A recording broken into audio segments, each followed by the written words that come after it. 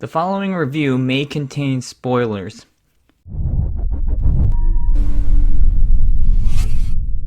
The Last Tree is a British film directed by Shola Amu, a coming-of-age story that deals with the complex life of the son of a Nigerian immigrant. The writing for the most part was excellent.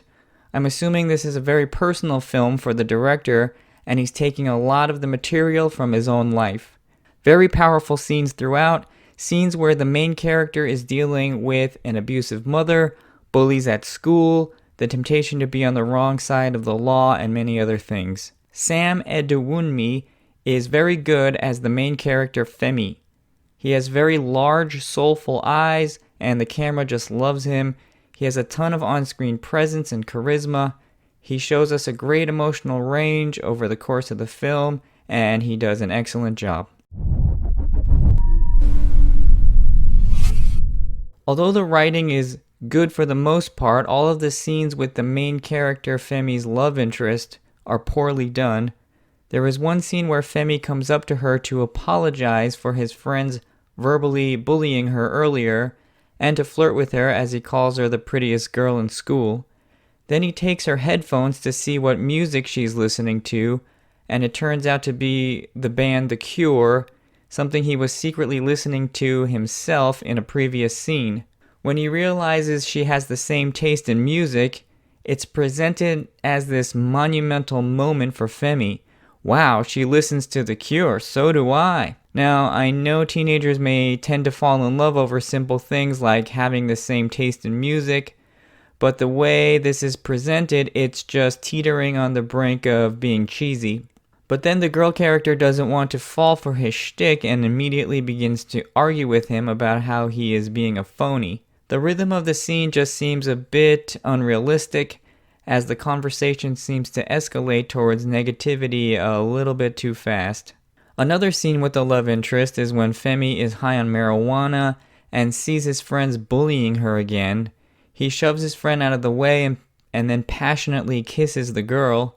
Now on paper, this is something that could happen, that you're so stoned you lose control and kiss someone passionately in public, but the scene is directed in an unrealistic way as the camera 360s around the couple. I think music is playing in the background, and suddenly a bunch of their high school peers just stop in their tracks and look on. Again, the scene is just teetering on the brink of cheesiness. I wish they had handled the scenes with the love interest with a bit more realism. The last scene cross-cuts between the teenage main character and the younger version of the main character we saw in the beginning of the film, as they both cathartically scream into the void. But it's also an example, again, of the director kind of lacking a little bit of filmmaking flair. This could have been done much more poetically with a series of match cuts.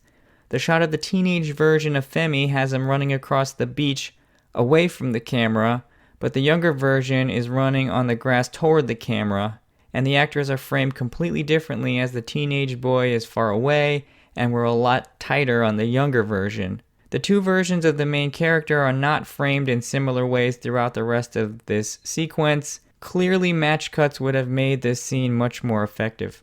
My final rating for The Last Tree is 3 stars. As of the making of this video, the Rotten Tomatoes percent for The Last Tree is 98%, which is just a tad too high. The Last Tree is a well-made coming-of-age story with clear talent demonstrated from the lead actor Sam Adewunmi and great writing from the filmmaker Shola Amu. It's a worthwhile film if you're a fan of foreign and independent filmmaking.